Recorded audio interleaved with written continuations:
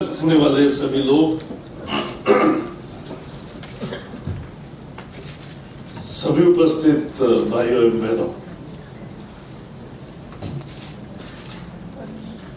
9 महीने एक बहुत कुछ टाइम होता है और इसलिए 9 महीने पहले क्या माहौल था, क्या लड़ाई हम लड़ रहे थे। जय तेलंगाना का नारा लग रहा था, हम कहते जय तेलंगाना, सब कहते जय जय तेलंगाना। अब तेलंगाना बन गया। Now the challenge is how to take it to the top. And Telangana का उस समय स्पिरिट ऐसा था और मुझे अच्छा लगता है कि एनआरआई, तेलंगाना डेवलपमेंट फोरम, सभी जगह, मैं लंदन में गया, न्यूयॉर्क में गया, बॉस्टन में गया, सेंट लुइस में गया, डलास में गए, शिकागो में गए, हर जगह टीडीएफ का होता था। तो तेलंगाना की लड़ाई तेलंगाना में लड़ी गई, उतनी दुनिया भर में भी लड़ी गई। उनके लिए भी बहुत बहुत बधाई। और आप भी थे मेरे साथ, सब कुछ लोग आए थे, इतना जोश था। अच्छा, एक बहुत मजेदार मैंने देखा डलस में कि एक दिवस पूरा तेलंगाना डेवलपमेंट फोरम का काम हो गया, कार्यक्रम पूरा तेलंगाना, और उसमें जिसको जो बोलना है, आंध्रा बिंद्रा सब बोले। दूसरे दिन बदकमा था तो सब इकट्ठा थे। बदकमा में तेलंगाना और आंध्रा ऐसा भेद नहीं हुआ, ये अच्छा चीज है, यही भारत है, यही Bharat. This is India. And from that day onwards, I was telling always that though these will be the two separate states from one state, and there will be 2 Telugu-speaking states coming out of this fight, but that fight will be over as soon as the 2 states are established. And once they are established, we always say that we see both states will coexist peacefully and progress rapidly. Now there is a competition. It's a good thing. People were skeptical about that Hyderabad is the common capital for 10 years. The Andhra Chief Minister will also be here. The Telangana Chief Minister will be here. Who will control police? That was a big debate. Whether it will be controlled by governor or whether it will be Telangana. और तेलंगाना के एक अच्छा था ना, दीवार में dialogue था कि मेरे पास गाड़ी है, बंगला है, ये है, आपके पास क्या है? हमारे पास हैदराबाद। ये उत्तर।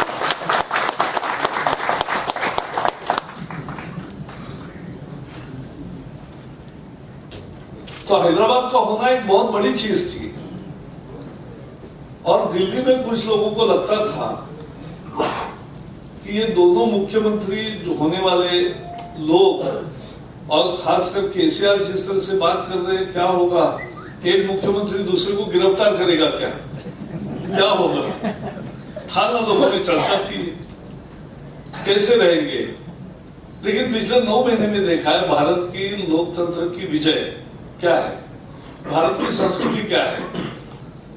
जब उन्होंने एक दिन में सबका सेंसस करने का सोचा तो सबको डर लगा, ये तो प्रोफाइलिंग हो रहा है। था, आपका जन्म कहाँ हुआ, आप हैदराबाद में कितने साल से रह रहे हो, तो लोगों को लगा कि गड़बड़ हो गई। लोग पुराने कागज ढूंढने लगे। लेकिन बाद में अचानक देखा कि सबको समझ गया, अरे भाई अब झगड़ने का कोई मतलब नहीं है, अब इट्स अ कॉम्पिटिशन, पॉजिटिव।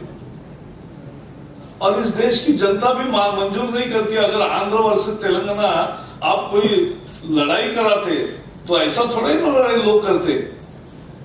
इस देश में राजनेता कुछ भी सोचे, लेकिन जनता इस देश में कहीं भी होगी जय हिंद ही कहेगी। यही भारत की विशेषता है। इसलिए फिर वो सारा माहौल खत्म हो गया। अब तो दोनों रोज रोज मिलते हैं, हाथ शेक हैंड करते हैं, गले मिलते हैं, शाल डालते हैं, ये कहते हैं ये मेरे बड़े भाई है, वो कहते हैं मेरे छोटे भाई है, सब कुछ हो गया। तो अच्छा स्थिति है। मैं तो कहता हूं कि आज जैसा कार्यक्रम यहां किया, तेलंगाना फोरम को, विजन कमेटी को आंध्र विजन कमेटी बनाकर भी वहां का भी एक कार्यक्रम करना चाहिए। क्योंकि दोनों जगह दोनों का विकास होना जरूरी है। दोनों नए राज्य हैं, दोनों में अपार संभावनाएं हैं। और अपार संभावना कैसी है? देखो, why Telangana is backward despite being having Hyderabad. सारी डेवलपमेंट है हैदराबाद के आसपास है। So the first problem is to ensure development in the hinterland. And what is the problem? What ails Telangana other than Hyderabad? It's agriculture. Distress in agriculture, stress in agriculture. It's an agrarian crisis. Even after Telangana is formed, the suicides have not stopped. Farmers' suicides are still happening. They are not happening because Telangana was not formed or because Telangana is formed. That has nothing to do with it. It is the real reasons which we must search and introspect. क्या कारण है कि यहां किसान को खुदकुशी करनी पड़ती है? कपास का किसान खुदकुशी कर रहा है। अब ये भी कमाल है, बीटी कॉटन का उपयोग तेलंगाना में भी हो रहा है, विदर्भ में हो रहा है, गुजरात में हो रहा है, पंजाब में हो रहा है, सारे देश भर में हो रहा है। गुजरात में कपास के बीटी कॉटन यूज करने वाले खेती के किसान हर साल समृद्ध हो रहे हैं, नई नई चीजें खरीद कर रहे हैं, और यहाँ के आत्महत्या कर रहे हैं। केवल आपके नहीं, महाराष्ट्र के, विदर्भ के 6 जिलों में भी। ये तो हमारा एक ही है ना इलाका, विदर्भ के 6 जिले और तेलंगाना एक ही साथ है। उसकी विशेषता क्या है? यहां सुरक्षित पानी नहीं है। There is no water security. That is the reason. आप में से बीटी कॉटन कितने लगाते हैं? कितनों को परिचय है? वो जो बीटी कॉटन का सीड है, उसके पॉकेट पर भी लिखा होता है कि अगर पानी सुरक्षित नहीं है, आपका पानी आपके पास नहीं है, तो इसको मत लगाइए। लिखा है ना? फिर भी लोग लगा रहे। अब लगा रहे तो बारिश तो भगवान पर है। अब मौसम कभी आता है, कभी नहीं आता। नहीं आना के समय भी आने लगता है, वो भी एक जलवायु परिवर्तन का एक हिस्सा है। लेकिन मुद्दा यह है कि किसान को सुरक्षित पानी चाहिए। तो गुजरात में, पंजाब में फल फूल रहे और यहां आत्महत्या कर रहे। क्यों? फर्क एक ही है कि वहां हजारों चेक डैम बने, लाखों चेक डैम बने, पूरा हिल से रीच तक, नीचे तक, ऊपर से नीचे तक सारा वाटर ट्रीटमेंट करते करते पानी का संधारण किया और संवर्धन करके, परकोलेट करके पानी ग्राउंड में लाया।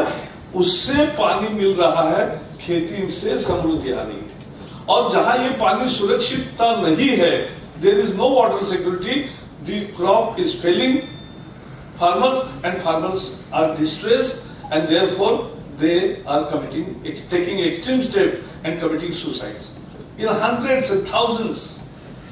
P. Sainath wrote about it umpteen times, but the main reason remains the same. There were prime minister's packages earlier and nothing materialized, nothing fructified. क्यों नहीं हुआ? क्योंकि ये समस्या है। अब इसको निजात पाना है। मुझे अच्छा लगा, केसीआर परसों मेरी बात हुई, मैं हमारे महाराष्ट्र के राज्यपाल विद्यासागर राव जी के पास, अब हमारे यहाँ के साथी है, तो वो बने वहां 6-7 महीने हो गए, फिर भी मैं उनके साथ रह नहीं पाया था। तो परसों एक कार्यक्रम में मुंबई में गया, तो उनके यहाँ रहा मैं, बहुत बातें हुई। तो वहां उस समय केसीआर से भी बात हुई, नायडू गारू से भी बात हुई, और आज चंद्रा बाबू जी और मेरी मुलाकात भी हो गई।